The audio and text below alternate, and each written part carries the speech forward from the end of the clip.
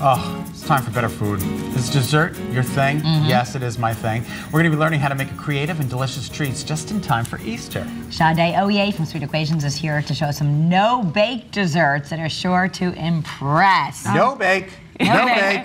No bake. This is so fun. A lot of it's just decorating. Yes, yeah. I call it assembling and gathering the desserts you need to make, you know, the end creation. This is so clever. And again, the things you bring in, Sade, I've never seen before. Oh, thank you. So I'm always so intrigued with what you're going to bring. So this is like soil with a carrot growing in it, and tell us what it's made out of. Yeah, so really simple ingredients with this. You're gonna need chocolate pudding, strawberries, and then some melting chocolate, some melting white chocolate. Okay. And it's preferable to use one that's colored orange. Okay. So that's what we have there. You're gonna melt that down.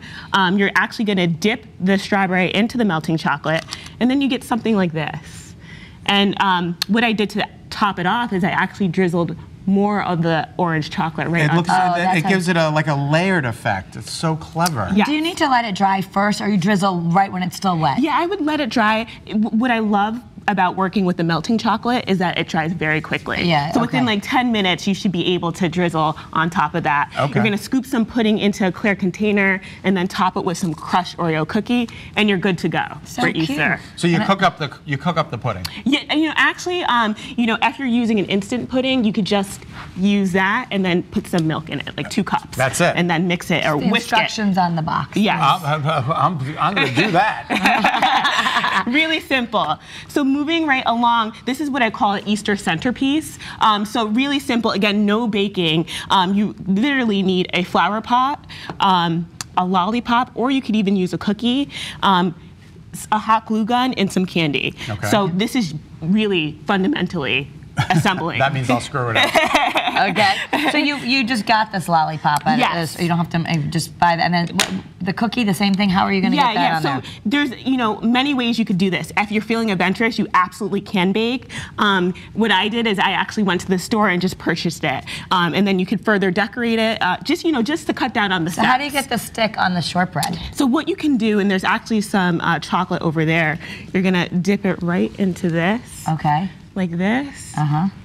Stick it right behind like this. Okay. And then you're gonna let that sit. Probably for like 20 minutes or so to make sure it's really on there. Okay. And then you're gonna actually use your hot glue gun, put some glue in there, and then also on the bottom of the stick, and then stick it in, and you're gonna have to hold that up for a little bit. Okay, so it's literally, the sticks are glued into the flower pot. Yes, they're glued in. And you just make that's your little centerpiece. Yes, yeah, so a good alternative to an Easter basket, I would say. And then you filled them up with whatever candy you like. Jelly beans and candies and all wonderful different little things. So sweet. Oh my goodness. Almost like arts and crafts, right? I know.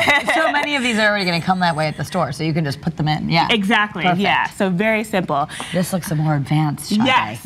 You know, so it's so funny. I made these for friends, and they actually thought I went to pastry school, and I was like, nope, I did not. But it's, you know, a good creative twist on what I like to say an Easter basket that is individualized as well. So you're basically drizzling caramel or chocolate for this. And what I like to do is use a rolling pin. Okay. What you should do, I would say this is a pro tip, is actually greasing the rolling pin, and then you're gonna drizzle the chocolate. So your rolling pin is a different material. Like what if you just have an old-fashioned wooden rolling pin? That works perfectly. It does? Yeah, Okay. just make sure you grease it. And then you're just butter or butter, Pam or Pam, baking spray, and you're just gonna keep drizzling the chocolate on top, going over and over to make sure it's really layered. Okay. And you're gonna get a texture just like this. You're gonna have to let that dry for, I would say, about like 10 to 20 minutes to make sure it's really stuck on there. You just kind of keep going back and forth. Yeah, just like that. Does it matter? Mine just got way thicker than yours. It's trial and error. You know, if you don't get this on the first run, you can just pop it right off. I know. I had too much on my spoon. You need a little less on your spoon. Yes, a little less on your spoon. Okay, so just a little really bit. glommed it on. There you go. But now I'm learning. The second one, I'm just... See, right? Yeah. Okay, now what's on the inside there? So what I did is, you know, I really want to make this festive for Easter. So there is some chocolate eggs, some Easter-themed macaroons, and then buttercream, or you could use mousse. So what I did is I used a piping bag just like this, and a trusty 1M tip.